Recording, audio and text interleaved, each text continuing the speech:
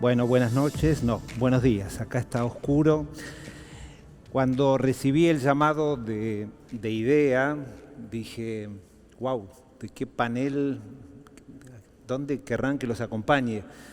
Y apenas me dijeron educación, me sorprendió tan gratamente que inmediatamente dije sí.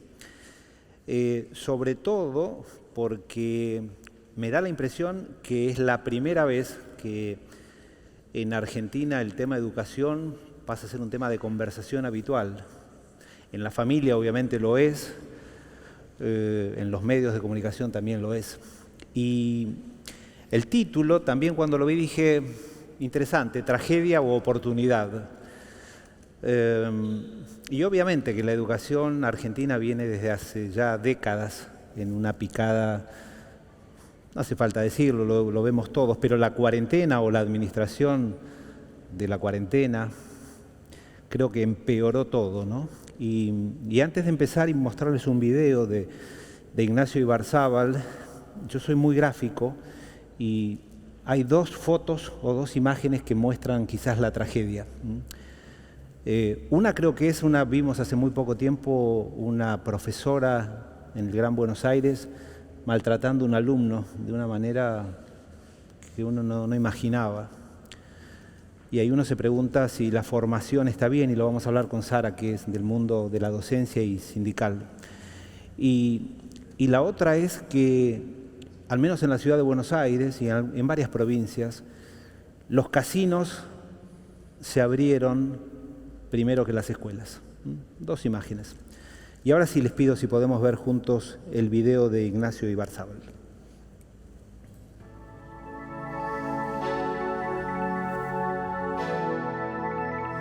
Hola, soy Ignacio Ibarzábal, director ejecutivo de Argentinos por la Educación. Lo que me gustaría es compartir un panorama de la educación argentina hoy. Hace tiempo se habla en nuestro país de una tragedia educativa. Hay datos que sostienen esta mirada. Por un lado, solo 3 de cada 10 adultos terminan el secundario en el decil de ingresos más bajo, mientras que en el más alto son 9 de cada 10. Por el otro, entre los estudiantes de nivel socioeconómico bajo que llegan al final de la secundaria, solo 2 de cada 10 alcanzan resultados satisfactorios en matemática. Este desafío, que ya era difícil, vino a ser profundizado por la pandemia. A nivel global, se habla de que enfrentamos la crisis educativa más grande del siglo. Lo que se demostró, en otras palabras, es que todavía hoy la escuela es irreemplazable. Y lo que pasó es que en la Argentina, así como en muchos otros países, no estaban dadas de ninguna manera las condiciones para la educación a distancia. Hay dos datos que muestran esto. El primero es que solo el 20% de los estudiantes de primaria tiene conectividad. Y el segundo es que durante la pandemia el 90% de los estudiantes se comunicaron principalmente a través de WhatsApp con la escuela. Esto habla de las enormes dificultades que hubo para el proceso pedagógico el año pasado. Con este escenario los resultados serán esperables y hoy las estimaciones hablan de que más de 1 millón de estudiantes habrían abandonado la escuela. Naturalmente, esta situación educativa repercute en el proyecto de vida de nuestros jóvenes, ¿no? De hecho, el 60% de las empresas en Argentina indica que una de las dificultades que tiene para contratar tiene que ver con que muchas veces sus aspirantes no tienen las habilidades necesarias para el puesto. ¿El panorama es crítico? Sí, pero también hay signos de esperanza. Puntualmente dos. El primero es el compromiso de los docentes. Los datos muestran que, a pesar de todas las dificultades, mantuvieron durante toda la pandemia el vínculo con los estudiantes y lo hicieron con una perseverancia admirable. Y el otro son las familias, los padres, las madres, que fueron claramente el gran protagonista en educación del año que pasó. Ellos, con su movilización constante, lograron el regreso a la presencialidad. Pero también nos mostraron que cuando una demanda de la sociedad civil es suficientemente fuerte, cuando alzamos nuestra voz lo suficiente, la política se ve obligada a responder. Nos mostraron que nuestra participación importa, la de cada uno de nosotros, la de todos, en nuestra escuela, en nuestra provincia, en nuestro país, que los cambios dependen de nosotros. Por eso la pregunta es, ¿y ahora qué? Porque hoy esta experiencia nos interpela. En Argentinos por la Educación estamos impulsando un movimiento por la educación. Ya unos 100 expertos, 12 exministros, 70 organizaciones, decenas de empresas y miles de ciudadanos forman parte. A partir de nuestro trabajo con datos, nos volvimos la principal fuente de noticias educativas. Constantemente trabajamos con dirigentes de distintos sectores impulsando consensos. Ya más de 300.000 personas participaron de nuestras campañas de movilización social. Con otros, impulsamos campañas como a las aulas, que fue fundamental para lograr el consenso de la presencialidad. Entonces la pregunta es, ¿hasta acá llegamos? ¿O vamos de una buena vez a hacer lo que se requiere para transformar la educación? La educación es demasiado importante para no comprometernos. Por eso queremos invitarlos a participar. Necesitamos ser cada vez más argentinos por la educación. Muchas gracias. Bueno, muchas gracias a Ignacio, que no pudo estar presente. Les voy a pedir a cada uno que se presenten. Sara, nombre, apellido y hace cuánto estás en el mundo de la docencia. Mi nombre es Sara García. Hace muchos años que estoy en la docencia, pero en unos cuantos años hace también que no estoy en el aula y estoy al frente de un sindicato que nuclea a los docentes que se desempeñan en las escuelas técnicas. Eso es AMET. 30 años. ¿Coincidís con este diagnóstico? Sí, claramente. Pero me parece que no es suficiente que hablemos de estos números planteados con dolorosa claridad. Nos duelen a todos y cada uno de los argentinos. Me parece que va absolutamente vinculado a los números de la pobreza, Daniel. Con semejante índice de pobreza y de indigencia, uno tiene que pensar en que si en una familia que está sumida en la desesperanza, que no tiene para comer, esa cabeza se puede abrir a pensar en el futuro de su hijo, y esto es pensar en la escuela. Entonces, es muy complicada la situación en la que estamos y me parece que hay que atacar de todos los flancos, pero centralmente en estos temas. ¿Cuánto de importancia tiene la evaluación y cuánto de importancia tiene la formación de los docentes? Son absolutamente relevantes, importantes e imprescindibles. Si nosotros no hacemos evaluación, si nosotros modificamos porque el vaivén de la circunstancia o del funcionario de la política de tal o cual estado así lo decide, y cambiamos los mecanismos de evaluación, no solo de los alumnos, necesitamos evaluar a los docentes también. Nosotros pedimos ser evaluados, nosotros necesitamos actualizarnos.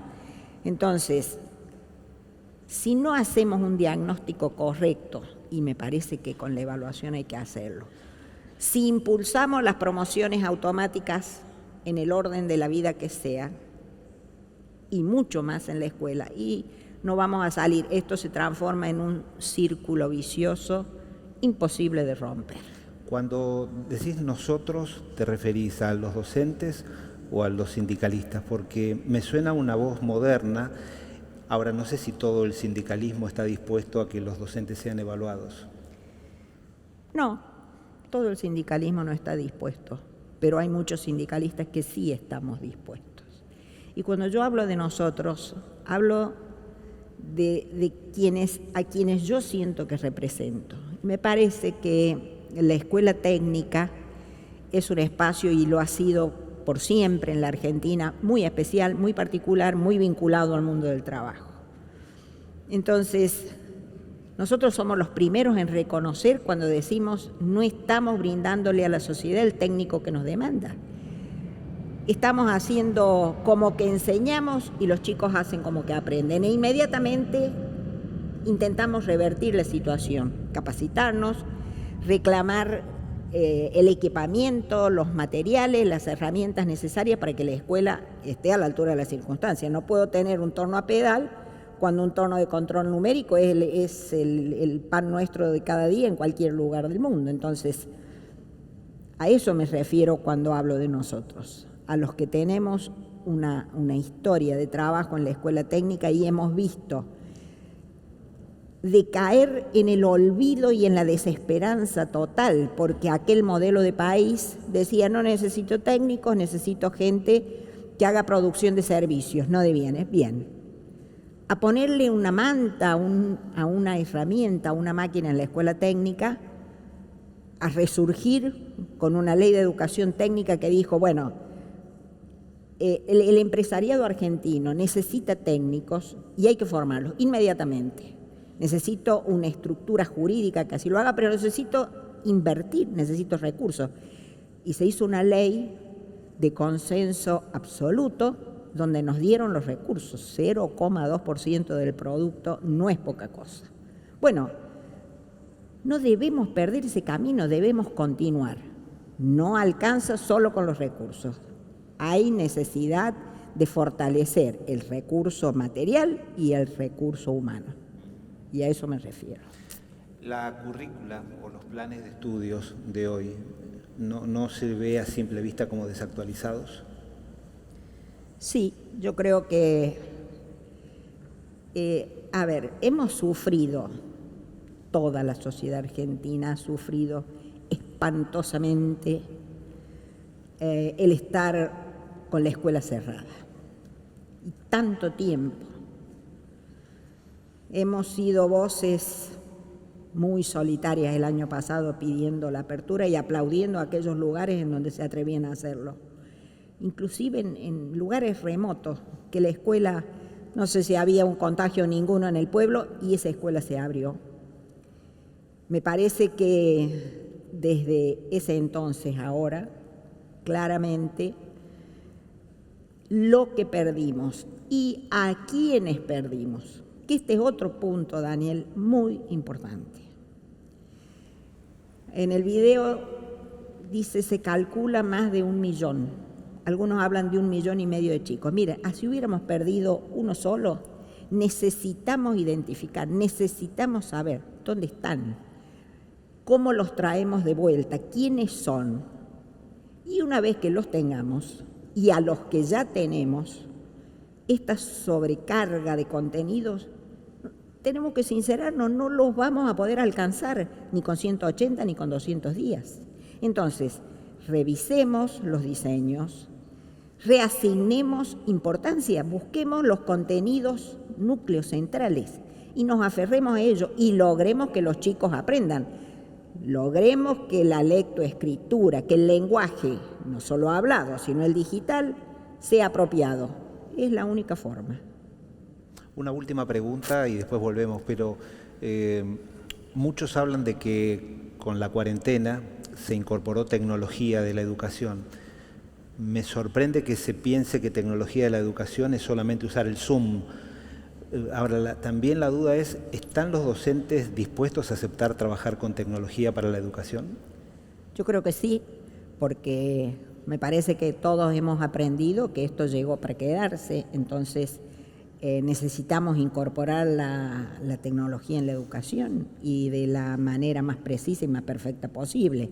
Y eso implica y exigimos ser capacitados y tenemos que capacitarnos. Nosotros lo que menos tenemos es ni tiempo ni recursos. No podemos malgastar el tiempo, no podemos perder los recursos. Entonces debemos ingeniarnos y encontrar la manera que nos capacitemos de manera permanente, continua y en servicio. Y así podremos ir pensando, no sé, en cuánto tiempo va a pasar para recuperar lo perdido y honestamente dudo que lo logremos.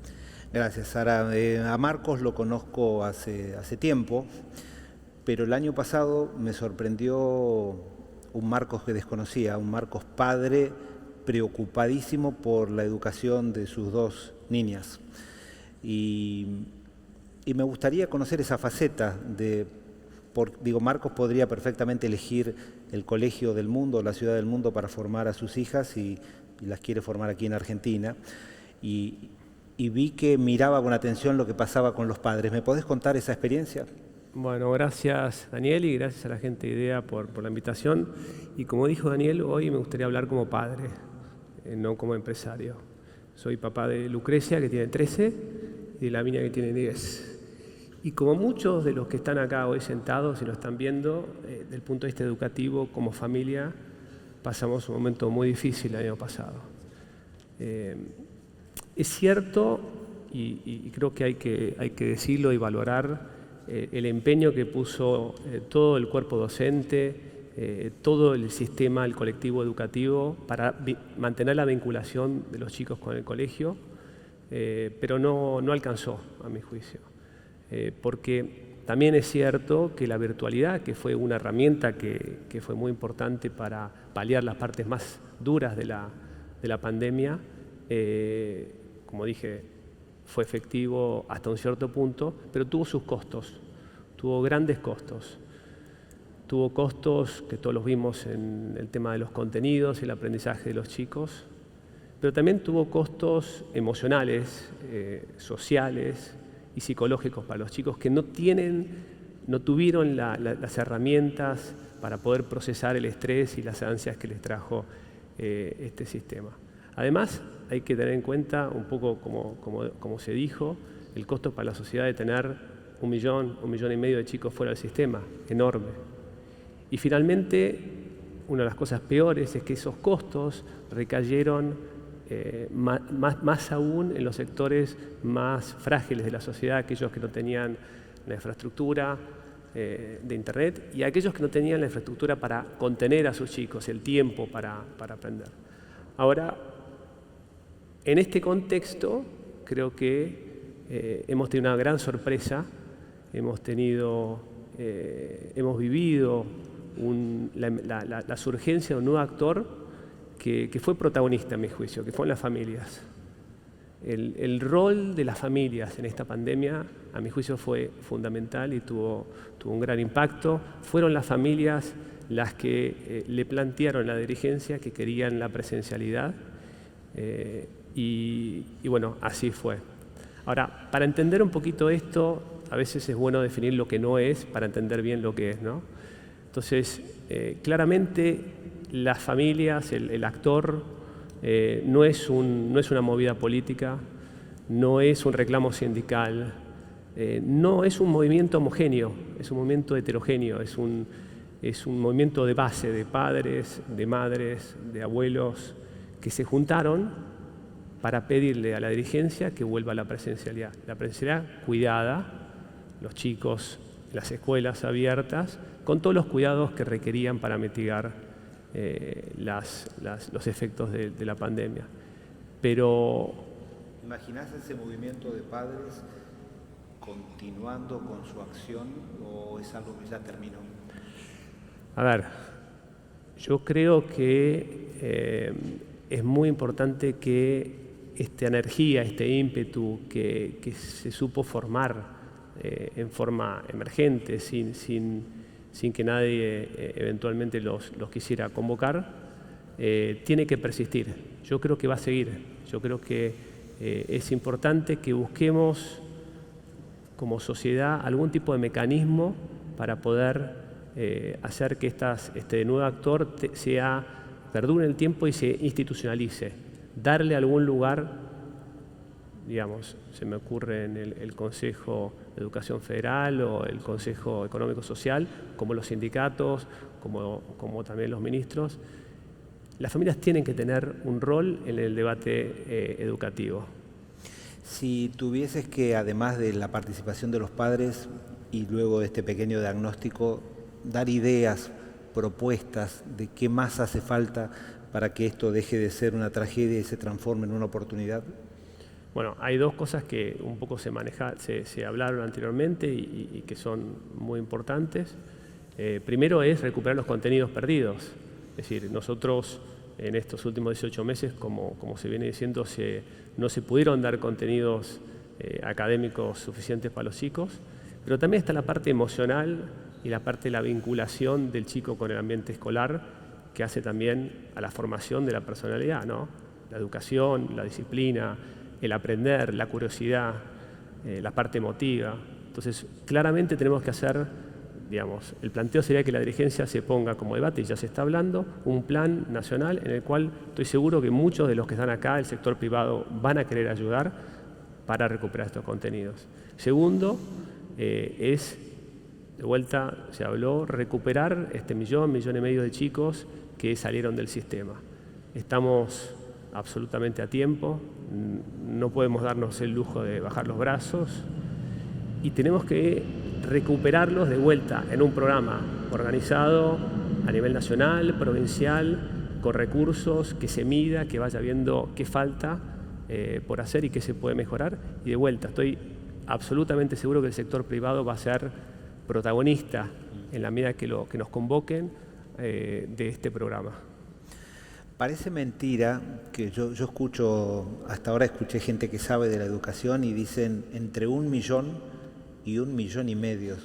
Obviamente ninguno de ustedes tiene la posibilidad de estar dentro de un Ministerio de Educación y tener cifras, pero que el Estado aún no haya definido cuántos son los chicos que abandonaron las escuelas y que no volvieron, digo, es muy difícil tomar medidas sin tener números. Por último, Marcos, ¿el sector privado hace? ¿Crees que se podría hacer algo más o tenemos que seguir esperando de un Estado que generalmente está ausente? No, yo creo que sin duda el sector privado, en la medida que se ha convocado algún tipo de plan nacional, vamos a estar ahí y vamos a ayudar. En la medida que esto no suceda, creo que cada una de nuestras empresas que tiene un impacto en su comunidad, a donde pueda tener un impacto, vamos a hacer lo posible por ayudar. O sea, está claro de que esto es un reclamo no solo, digamos, de un sector, de mi familia, de la familia que están al lado, de mis vecinos y de todas las familias en las comunidades donde nosotros trabajamos. Y ahí nosotros, en la medida que se pueda, vamos a estar ayudando. Perfecto. Gracias, Marcos. María Laura, me gustaría que te presentes primero. Bueno, buenos días a todos. Gracias a IDEA por la invitación. Mi nombre es María Laura Alzúa, yo soy economista y me especializo en temas de desarrollo económico con especialidades en el mercado laboral y el sistema educativo, y trabajo en el Centro de Estudios Distributivos Laborales y Sociales en la Universidad de La Plata. Ella no lo cuenta, pero además tiene un colegio, con lo cual vive la relación y la problemática con la educación todos los días. En las reuniones previas que tuvimos, porque nos hemos encontrado para decir cómo hacemos de un tema que no es generalmente tema, hacerlo atractivo, hablamos mucho y yo escuché de María Laura la insistencia de está muy bien hablar de tecnología, está muy bien hablar de Zoom, está muy bien hablar de nuevas metodologías, pero si no vamos a la educación inicial, estamos perdidos. Y me gustaría que, si lo podés desarrollar, ¿por qué pensás eso? Bueno, yo creo que el cierre prolongado de escuelas, la pandemia, la administración de la pandemia, puso de manifiesto un montón de temas como los que trató Sara, los que comentó Marcos, pero quedó muy relegado un tema que es de largo plazo y que por ahí es más importante y que estuvo completamente olvidado, que es la educación inicial. ¿Qué es la educación inicial? La educación inicial es todo lo que pasa en el sistema educativo entre los 0 y los 5 años. Así como en el panel de empleo hablaban de un premio Nobel de Economía que habló de los salarios mínimos y el efecto sobre el empleo, hay un premio Nobel de Economía que dijo, si tienen que poner un peso en distintos momentos de la educación de un niño, pónganlos en la educación infantil temprana. La educación infantil temprana tiene como dos momentos, de 0 a 2 años, que son los llamados jardines maternales, y de 3 a 5, que son el sector de educación inicial. ¿Por qué es tan importante? Bueno, porque es el primer contacto que tienen los niños con el sistema educativo. Porque la educación en Argentina y en el mundo, los contenidos que se imparten en la primaria, suponen que los niños tuvieron contacto con la educación inicial. O sea, es imposible concebir que un chico hoy aprenda conceptos de alfabetización en la primaria sin haber pasado por la educación inicial. Y la educación inicial fue, si el cierre prolongado de escuelas se olvidó de todo, se olvidó más de la educación inicial. Los jardines permanecieron cerrados y los nenes que hoy transitan por primer grado de la educación primaria van a tener una desventaja mucho mayor comparado con chicos que no hayan sufrido el cierre de escuelas. ¿Qué pasa en Argentina? Esto en Argentina no está solo, es un déficit latinoamericano grande. Hay un déficit enorme de educación inicial. Cuando uno piensa en jardines maternales, la matrícula cubre menos del 40% de las necesidades. Cuando vamos a la sala de 3 años, que no es obligatoria, pero hay un compromiso de construir salas, es del 45% de las vacantes necesarias. Cuando vamos a 4 y 5, depende de las jurisdicciones, entre 85 y 95, pero no se cubren las salas necesarias para la educación inicial. Además de ese, digamos, ¿y a quién se perjudica más? Bueno, los hogares más vulnerables, ¿no? Los que no pueden acceder a la educación inicial, que tiene una participación mucho más alta que el resto de los niveles de sectores de escuelas de gestión privada. Además de los aprendizajes que se imparten en este momento, es crucial para la organización del hogar. Si no, acá debe haber padres con niños que no han asistido a la escuela o al jardín de infantes y tienen bastantes anécdotas. Y esto es mucho más grave, como dije, en hogares vulnerables o en hogares monoparentales. ¿Qué implica esto? Bueno, como dije, se agudizó en la pandemia, pero si uno quiere mirar para adelante, es un desafío enorme o una oportunidad enorme. Requiere un gasto en infraestructura gigante, porque hay que construir, digamos, lugares físicos para que los niños asistan a los establecimientos, un gasto en formación y preparación de los recursos humanos, docentes y gente que va a estar a cargo. La educación inicial es intensiva en recursos humanos más que en otros niveles, porque son chicos chiquitos. Una discusión sobre la duración de la jornada. En la pandemia también vimos mucha discusión sobre la cantidad de horas trabajadas, la economía del cuidado. Bueno, las familias que más perjudicadas se vieron en cantidad de horas trabajadas eran, digamos, ¿qué sector eran? Mujeres con chicos en edad entre 0 y 5 años, porque no tenían acceso a economía del cuidado. A jardines jardines de infantes.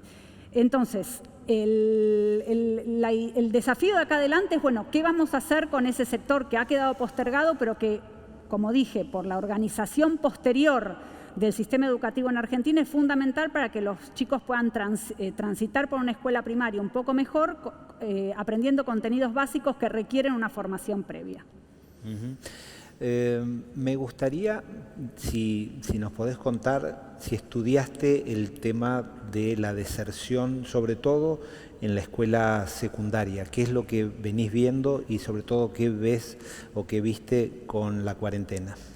Bueno, ahí tanto Sara como Marcos como el video mencionaron, no sabemos, pero bueno, fue 1 millón y medio. Principalmente la gente que, digamos, la mayor desvinculación del sistema educativo fue en la escuela media, en la escuela secundaria. No tenemos los números, pero bueno, ¿cómo se arregla eso? Eso es grave. Fue, digamos, una cosa de Argentina, no fue de toda la región, pero Argentina tiene niveles altos de deserción media antes del cierre de escuelas del año pasado, o sea que es un indicador preocupante.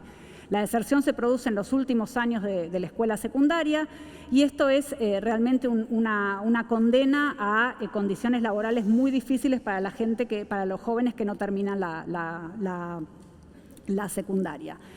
¿Qué hacer? Bueno, en el diario salió, van a ir a buscar hasta el último chico, como decía Sara, por qué se fue, qué se necesita para quedarse, cómo lo traemos de vuelta al sistema educativo. Y acá hay 2 cosas. Una puede ser la ayuda económica, que hay hogares que necesiten realmente una ayuda económica para poder vincular a los jóvenes con el sistema educativo. Pero por el otro lado, y acá voy a hacer una salvedad con las escuelas públicas, después Sara puede hablar más que yo, que ella es la experta en el tema, pero las escuelas públicas y las escuelas técnicas. ¿Qué pasa con la escuela secundaria no técnica? No es solo una cuestión de acceso o de tener ayuda económica para ir a la escuela. Es un tema de que hay una desvinculación enorme entre lo que la escuela ofrece y lo que un joven necesita, ya sea para entrar a un trabajo formal o para transicionar a la educación terciaria. Eso es la currícula. ¿Perdón? Eso es la currícula, lo que está fallando. La currícula está totalmente fuera de match o fuera de tono con las necesidades que tienen para la trayectoria posterior, ya sea laboral o educativa, de los jóvenes que van. Acá no hay que inventar la pólvora, hay que mirar experimentos o cosas exitosas. Por ejemplo, la Fundación Forge, que suele estar en los foros de IDEA, tiene un programa en donde se imparten contenidos en los últimos años del secundario para que los jóvenes adquieran otras habilidades más allá de los contenidos curriculares del secundario que los puedan ayudar para insertarse en el mercado laboral. Un joven que no termina hoy la escuela secundaria está condenado a trabajos informales y de baja productividad en los que va a ser muy difícil que salgan de la pobreza. Entonces, como dije al principio, la deserción de la escuela media requiere ayuda económica en los casos que se necesite, pero además un replanteo de la currícula para que sea atractivo para las jóvenes terminar el secundario y para que la demanda laboral realmente pueda ser suplida por mano de obra que tenga los contenidos o que tenga los conocimientos necesarios. Vamos a hacer una pausa, vamos a ir con Daniel y luego vuelvo con vos. Lo escuché a Daniel. Daniel, saben, preside Toyota en la Argentina y hace un par de meses, en plena preparación de esto, fue tapa de los diarios por alguna declaración sobre que le costaba a la empresa que él maneja encontrar jóvenes con las capacidades necesarias. Si lo podés precisar, encantadísimo. Bueno, buen día a todos. Sí, nosotros estamos en un proceso de crecimiento. Necesitábamos en ese momento 200 chicos jóvenes. El requisito que teníamos era el colegio secundario. Coincidimos de que es mandatorio para las tecnologías que se manejan dentro de nuestra planta y lamentablemente era difícil conseguirlos en la zona de influencia. Los conseguimos, pero obviamente estamos trayendo gente desde Varadero, desde Gualeguaychú, San Antonio de Areco, y sí, la parte buena de todo esto es que después de toda esa información, hoy empezamos ya con trabajos de tratar de hacer terminar a los chicos el colegio secundario y empezar a capacitarlos para el mundo del trabajo. Creemos, y yo soy convencido, como lo decía Hausmann ahora, hoy a la mañana, la revolución tecnológica va a dar muchos más puestos de trabajo, no nos va a quitar, pero lo que tenemos que estar es capacitados para eso que viene. Y más en el caso de la industria automotriz, en donde Argentina es uno de los 22 países en el mundo que fabrican autos, o sea que tenemos un potencial de crecimiento inmenso, pero tenemos que lidiar con las tecnologías que hoy se manejan y que nos van a permitir estar en la vanguardia de lo que es la fabricación de un auto. Daniel, ¿qué es lo que no tenían o qué les faltaba a esos jóvenes? Básicamente ahí hay un tema, y también pasó en algún otro país, uno tiene que machear el aspiracional con la capacidad, la necesidad que tiene la empresa. Entonces, el estudio de Argentinos por la Educación nos decía que en el decil más bajo, que es aquel que tiene el aspiracional de progreso a través del ingreso en una industria manufacturera, solamente 1 de cada 3 chicos se recibe del secundario. Entonces ahí es donde tenemos que trabajar para poder machear lo que es la aspiración, porque en el decil más alto probablemente ese chico se recibe, pero no quiere entrar en una industria manufacturera, por ahí quiere seguir estudiando o ser emprendedor o otra cosa. Entonces tenemos que trabajar en esa dirección. ¿Y ustedes esto lo han planteado a autoridades educativas? Sí, lo hemos planteado, incluso hemos trabajado, antes de la pandemia hicimos una experiencia piloto, se llamaba Educate por el Cambio. Nosotros le pagamos un salario mínimo a 100 chicos para que terminaran el colegio secundario.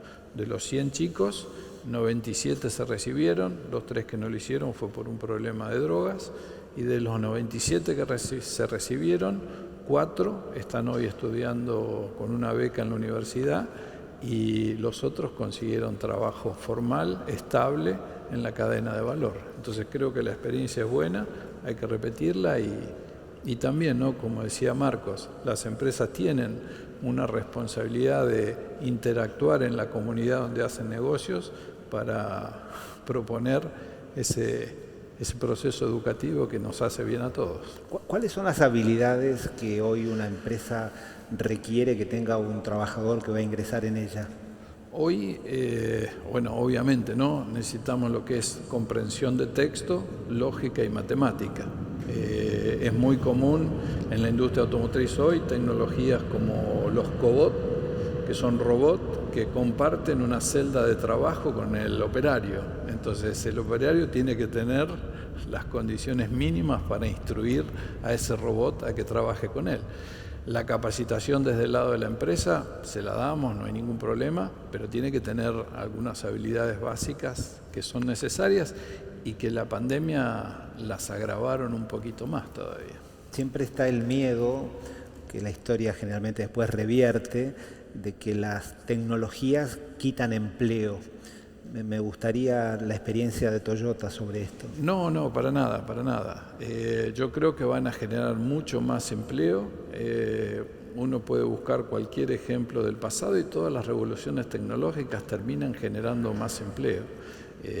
Si voy al ejemplo de Toyota, yo entré hace 20 años, éramos 600 personas para hacer 10.000 camionetas, hoy somos 6.700 intentando batir el récord de producción este año para hacer 145.000 y tomando gente para hacer más unidades el año que viene. O sea que creo que hay para crecer, pero tenemos que estar capacitados para eso. Me gustaría que cada uno de ustedes en un minuto o un minuto y medio para ir cerrando, imaginemos que hay una cámara y que hay una autoridad que está mirando con capacidad de decisión y que es consciente de que tal vez una de las pocas revoluciones posibles en este siglo es la revolución educativa y que la Argentina está en deuda. Esa persona está escuchando y ustedes le tienen que explicar qué hace falta o qué les gustaría que pase en materia educativa. ¿Puedo robar un poquito más de tiempo antes del minuto y medio? Porque quiero referirme a algo que manifestó recién. Tenemos por ley un espacio en donde Toyota o un empresario de la industria, de lo que se le ocurra, tiene la oportunidad de sentarse y decirle al ministerio: mira, quiero que la escuela técnica direccione la formación en busca de estas habilidades, de estos procesos, porque justamente yo soy un empresario y lo tengo. Ese lugar se llama CONETIP y es un organismo del Instituto Nacional de Educación Tecnológica. Y ese organismo se repite en todas las provincias. No está funcionando. Entonces, hay que poner en marcha el paquidermo que está medio dormido. Hay que movilizarlo y va a tener el lugar para expresar y manifestar esto, y que nosotros en la escuela trabajemos en función de una sociedad que está demandando y que los chicos nos están demandando. Por eso los perdemos, por eso hay desgranamiento, por eso hay deserción. No les interesa venir, se aburren en la escuela. Se aburren. Ahora Bueno, sí, el minuto y medio. Dicho esto, me gustaría, ojalá pudiéramos reorganizar los contenidos, priorizar lo básico y dedicarnos hoy más que nunca a que los chicos se apropien de ellos. Si logramos eso, después van a seguir aprendiendo. Para eso necesitamos docentes capacitados, actualizados, así que permanentemente nos esté el Estado ayudando a que lo consigamos y a que avancemos en eso. Necesitamos esa familia que se involucró en la pandemia porque estábamos todos encerrados, necesitamos que sigan absolutamente vinculados a la escuela. La escuela no es un depósito donde van y dejan los chicos. Esa demanda que ellos nos hacen nos ayudan a actualizarlos y a ser mejores. Por último, me parece que necesitamos el esfuerzo mancomunado del conjunto de la sociedad, al menos en intentar recuperar la escuela como el único lugar de promoción social y de garantía de que un chico que se apropió del conocimiento puede llegar a dejar de ser pobre. Gracias, Sara. Marcos. Bueno,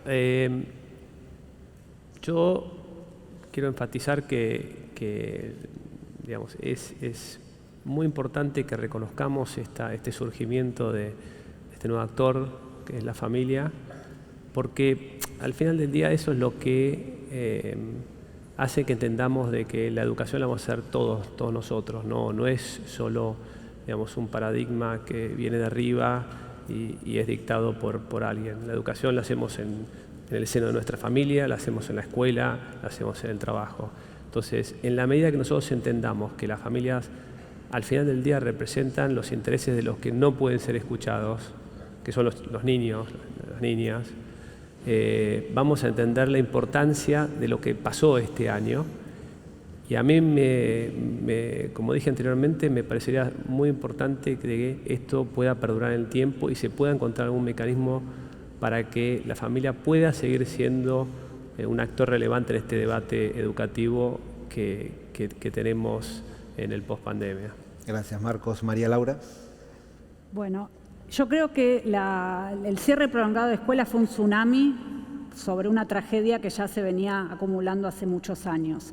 El único condimento positivo es que la sociedad parecería haber tomado un poco de conciencia, los padres se organizaron, hubo una demanda muy fuerte de la sociedad por el retorno a la presencialidad, que finalmente fue una conquista importante. Aprovechemos esta oportunidad para tener un replanteo profundo del sistema educativo que no se va a arreglar de la noche a la mañana, que requiere un gasto enorme en infraestructura y una inversión enorme en formación de recursos humanos en todos los niveles para poder tener un sistema educativo que pueda acompañar a las demandas de una sociedad más moderna. Si no, nos vamos a encontrar acá dentro de 15 años discutiendo exactamente lo mismo en un mundo más moderno. Gracias, María Laura. Daniel, tu cierre. Yo quiero hacer un ejercicio muy simple. La educación de un chico, si vamos desde el jardín de infante hasta la secundaria, estamos hablando de 15 años, 3 mandatos presidenciales. La educación tiene que dejar de ser un tema de campaña política y ser prioridad de todos los argentinos para lograr esa Argentina sostenible que queremos. Bueno, muchísimas gracias, Daniel. Gracias a todo el panel, gracias a ustedes. Gracias.